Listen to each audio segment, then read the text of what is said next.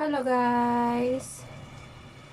Ayan, gagawa po tayo ng coconut soup. Ayan, may dry scallop, almonds, brown dates, ayan, chicken feet, breast, and yeah, that one. Ayan, I have Indian coconut, a fresh coconut, babalatan ko pa siya, hindi pa tapos. May corn, carrots, and yeah, that one. Magdagdag pa ako ng isang corn. And see you later. Kulong-kulo na at ilalagay ko sila lahat yan. Para kumulo. Kumulo, kumulo, kulo, kulo, kulo. Ayan.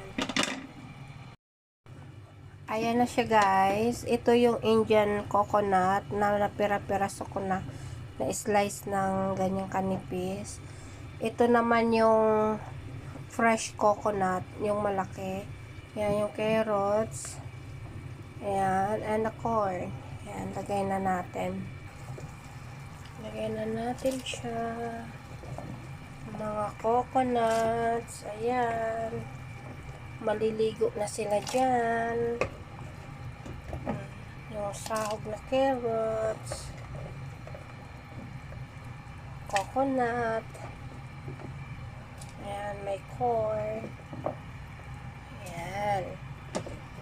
At pakukuluan natin siya ng 2 oras. Ayan. Kukunin lang natin yung katas mamaya.